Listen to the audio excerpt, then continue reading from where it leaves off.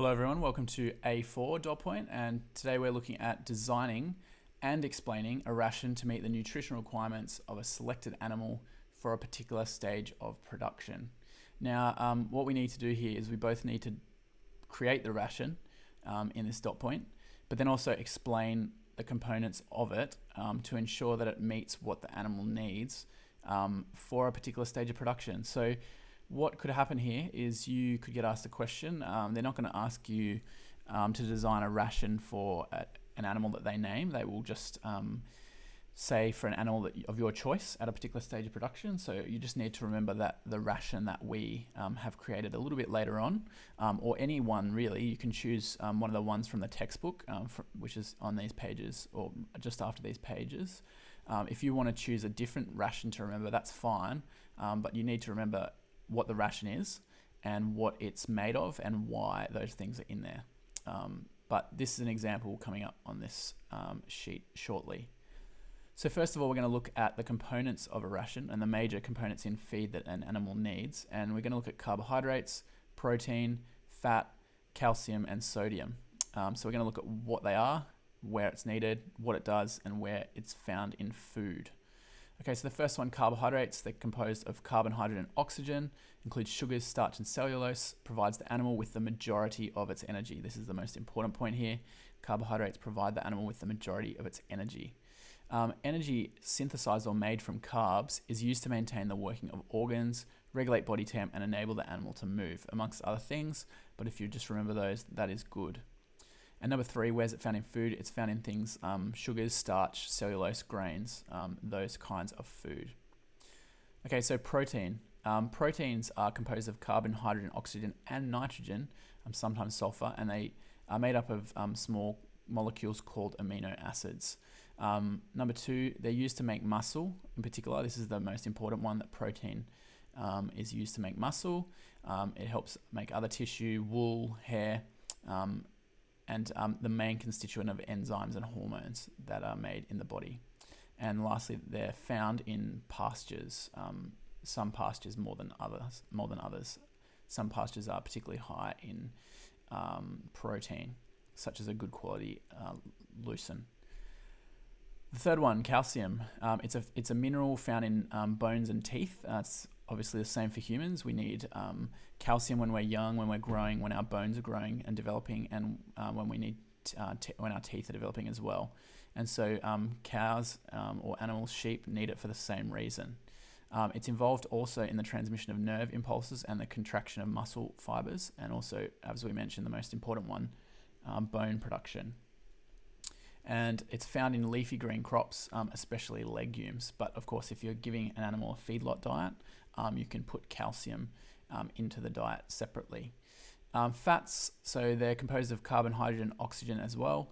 They're used as a source of energy, and they have more energy than carbs, which is why they're used in the bodies of animals and humans, etc., to store energy, because fat is higher in energy per gram or per kilogram than carbohydrates.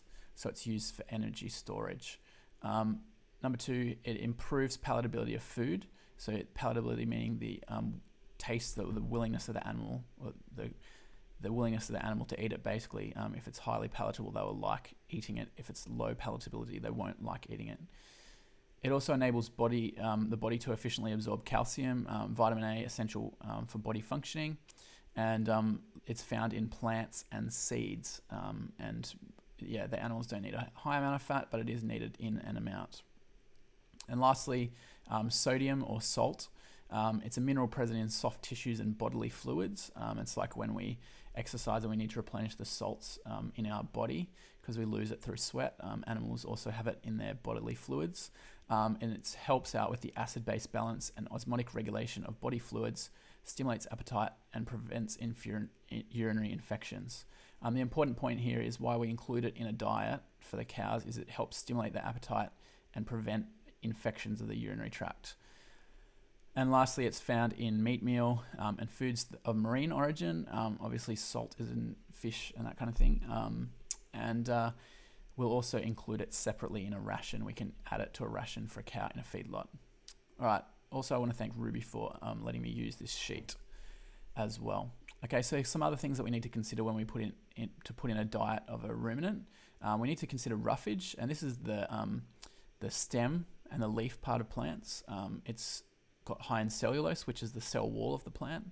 And as you can see here, we need to, even if we put a ruminant, like a cow, for example, on a high grain diet in a feedlot, maybe up to 80%, we still need to have enough roughage, 20% or so, to stop it getting grain poisoning, which is where the stomach, the rumen, gets overloaded with grain, and as a result, bloat can occur. And so bloat is one of the results of grain poisoning and other digestive upsets. So roughage, the same way that we need fiber in our diet, ruminants need an even higher amount of fiber in their diet. Even if they're in a feedlot eating grain, they still need fiber in their diet. And lastly, a form of non-protein nitrogen. Remember, nitrogen is one of the components of protein, and a source of non-protein nitrogen is urea. And urea is able to be, it's basically a waste product, but it's able to be obtained really cheaply, and you can add it in a small amount, like maybe 1% to the diet of a ruminant, and the microbes in the stomach of the ruminant can actually turn the urea into protein. So it's like a cheap form of protein. Okay, so outline some of the factors we need to consider when making an animal ration. We need to think about what age it is, what stage of production it's at, because, for example, younger chickens, for example, are going to require a lot of protein because they're putting on muscle at that stage, whereas later on in their life they're not putting on as much muscle and they won't need as much protein. You also need to consider climate and weather. If the weather is cold, if the climatic conditions are cold, animals will need to burn more energy just to produce heat, and it won't add to their weight or anything like that unless you give them enough. Disease or stress will also cause animals to either reduce their food intake or just increase their energy requirements. Level of production. So if the animal, if you don't want the animal to do anything, you obviously don't need to give it as much food or as much energy as if it is producing milk, and we know, or if it's pregnant or producing meat, etc. And we know from elsewhere that an animal that is lactating or producing milk and not pregnant requires twice as much energy per day as one that is pregnant but not producing milk. Almost last one, palatability of food, the tastiness of it, I guess, or the how much the animal likes eating it. So you need to have foods that are palatable so animals will want to eat it. And kind of related to that is moisture content. There needs to be enough moisture in the food so that animals can actually enjoy it and it's not dry, super dry to eat. All right, moving on to this here. This is important because what we're going to do is we're going to create a finishing ration, which means kind of the last ration a cow is going to be on before it's slaughtered. It's going to cause it to put on a lot of weight quickly, a lot of fat to finish it before it gets slaughtered. And we're going to do it. We're going to make our ration for a 350 kilogram steer, male animal, so that it gains 1.4 kilograms of body weight per day. Now, to do that, we need to put it into a feedlot and feed it a high amount of grain, because grain is super high in energy. But what we need to do, you need to know this if you are introducing a ruminant animal, such as a cow, for example, onto a feedlot, and you're starting to feed it grain when all it's eaten all its life is pasture and grass, you need to introduce it to grain slowly. So this chart here just kind of shows you how to do that. So in the first day in a feedlot, you might put 40% grain in the diet and 60% roughage, or pasture, grass, straw, hay, the stem of the plant, the leaf of the plant. That's what this roughage is here. So it's kind of 60-40. Then as we go up to kind of 6 to 10 days, 50-50, and then further in 60-40, further in 70-30, and then the last ration 21 days in, so 3 weeks after being first in a feedlot, then you can finally be on the finishing diet, which is 80% grain and 20% roughage. And that's going to prevent grain poisoning from happening, and ultimately one of the things related to that is bloat. And so the reason it's important is because it's going to stop grain poisoning from happening, allow the animal to adjust, the microbes in the stomach to change, because certain microbes only digest certain foods. So it's really important that the rumen is allowed to have time to adjust the microbe population in its rumen. All right, so this is an example of a ration that we are going to create for a cow. We mentioned before a 350 kilogram steer. In it, we want it to gain 1.4 kilos per day. It's going to need 10.8 megajoules per kilo. That's the amount of energy, and it's going to have 11% crude protein in its diet. This is a ration for it to feed daily, and to do that, it's going to have to eat 10 kilos roughly. If you just remember 10, that's okay. And if you just remember 1.5 up here, that's okay too. For it to put on its 1.5, 1.4 kilos per day, it's going to need to eat 10 kilos of this ration. And so you can work out the food conversion ratio here. The food conversion ratio would be something like 8 to 1. So 8 kilos, it might be a little bit less than that, maybe 7.5 or so. I haven't calculated it yet, just off the top of my head by looking at it. 10 kilos of food giving you 1.5 kilos of weight gain is going to be something like 7 kilos of food giving you 1 kilo of weight gain. So that FCR, FCE, food conversion ratio, food conversion efficiency is basically 7 to 1 roughly. And we remember that things, monogastrics, chickens for example, are more like 2 to 1. So we know that cows are less efficient, but anyway, back on track. 10 kilos a day, eating food, 1.5 kilos weight gain for a 350 kilogram steer. So it's gaining quite a lot each day for what it is. Okay, so we need to look at this diet and why the different things are in there. So first of all, we have grain, and both the first two, the stubble and the grain, are both from the sorghum plant. So the grain is the top, the reproductive part of the plant. It's very high in energy, and that's going to be basically 80%. This is listed in kilos. So if we actually make this up to make 100%, you're probably going to be like 78, 79% grain. This is the finishing diet. It's high in energy. It's going to lead to fast fattening because it's got so much energy in it. It's very palatable. The animals really like the taste of it, and it's needed to put down fat.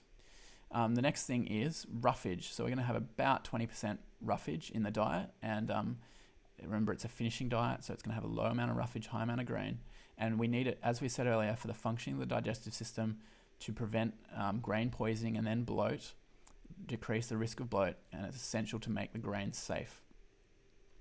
These things are the small kind of feed additives that we're including in the diet, one of them being urea. And we mentioned earlier that, we mentioned in another dot point that urea is a form of non-protein nitrogen. Remember, proteins are made up of nitrogen. Urea is very cheap, and you only need a small amount because it can be toxic if you put too much in. The microbes in the stomach actually turn the urea into protein. So it's a really cheap source of protein. And at this stage, you don't actually need a very high amount of protein because the finishing diet is for it to put fat on. And so you don't need a high amount of protein. But what it means is if you're putting this cheaper form of protein in, you can actually put in like lower protein form of food up here that's a bit cheaper. And yeah, that's the reason we put in urea. Lime, on the other hand, is calcium, and it's going to lead to bone growth, as we said earlier. And salt is put in there in a small amount, 0.5%. So by the way, urea was 1%, lime was 1%, and salt is about 0.5%. And salt is to stimulate appetite and decrease urinary problems.